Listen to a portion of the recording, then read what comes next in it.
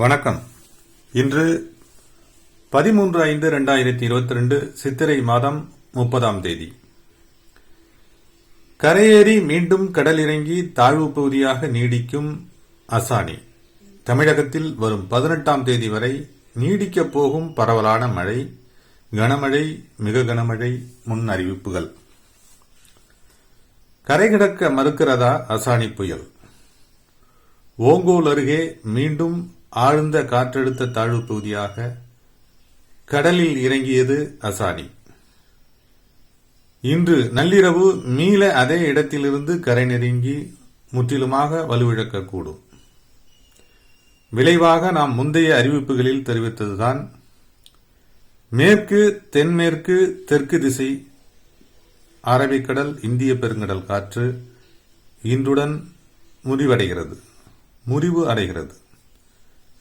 இதன் விளைவாக தமிழக நிலப்பரப்பின் ஊடே ஈர்க்கப்பட்டு வந்த காரணத்தினால் தமிழக நிலப்பரப்பின் மீது வளிமண்டல கீழடுக்கில் விரவலடைந்து உருவாகும் நிலப்பகுதி தாழ் அமுக்கங்களை வலுவூட்டி தமிழகம் முழுமையுமே ஆங்காங்கே மழை வாய்ப்புகள், கனமழை வாய்ப்புகள், மிக கனமழை வாய்ப்புகள் அடுத்து வரும் நாட்கள் அல்லது இன்று ஏற்படக்கூடும்.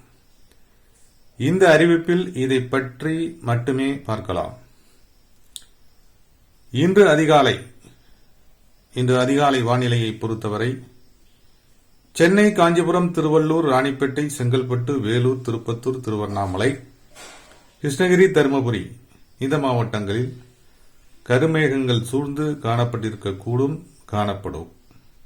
ஒரு சில இடங்களில் லேசான மழை வாய்ப்புகள் ஏற்படக்கூடும். புதுக்கோட்டை, டெல்டா மாவட்டங்களில் கடலோர பகுதியில் ஆங்காங்கே கருமேகங்கள் சூழ்ந்து ஒரு சில இடங்களில் மிதமான மழை முதல் கனமழை வாய்ப்புகள் ஏற்பட வாய்ப்பிருக்கிறது. மற்ற வட தமிழகத்தினுடைய பெரும்பான்மையான பகுதிகள் மேகம் சூழ்ந்தே காணப்படுகிறது. மதுரைக்கு வடக்கே உள்ள தென் தமிழக மாவட்டங்களிலும் இந்த சூழலே காணப்படுகிறது. இன்று முற்பகல் வாக்கில் மேற்சொன்ன சூழலானது சற்று விலகி மீண்டும் பிற்பகல் முதல் கருமேகங்கள் சூழ மீண்டும் மழை வாய்ப்புகள் தொடரும்.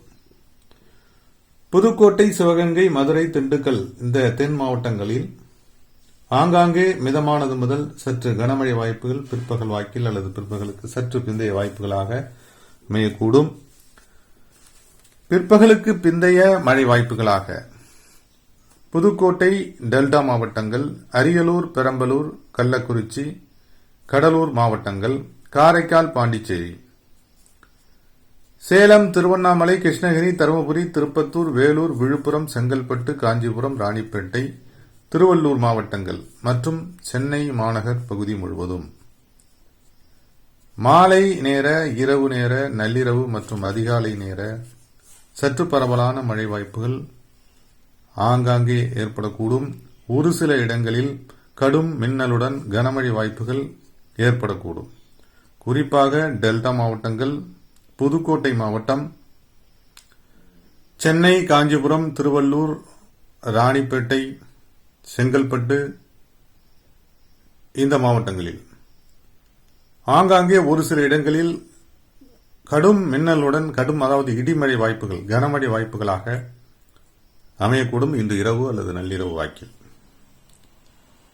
மேற்சொன்ன வானிலை அமைப்பு வரும் 18ஆம் தேதி வரை ஆங்காங்கே சிறிய மாற்றங்களுடன் தொடர்ந்து நீடிக்க வாய்ப்பிருக்கிறது. மேற்கண்ட தகவல்கள் அனைத்தும் ரேடார் தரவுகளின் அடிப்படையில் கூர்ந்தாய்வு செய்யப்பட்ட எனது தனிப்பட்ட தகவல்களாகவும் அதிகாரப்பூர்வமான தகவல்கள் IMD-யினுடைய தகவல்களை பார்த்து அறிந்து கொள்ளவும். தொடரும் வானிலை அண்மை தகவலுடன் மீண்டும் இணைகிறேன். தொடர்ந்து இந்த இணைப்பில் இருந்தமைக்கு நன்றி.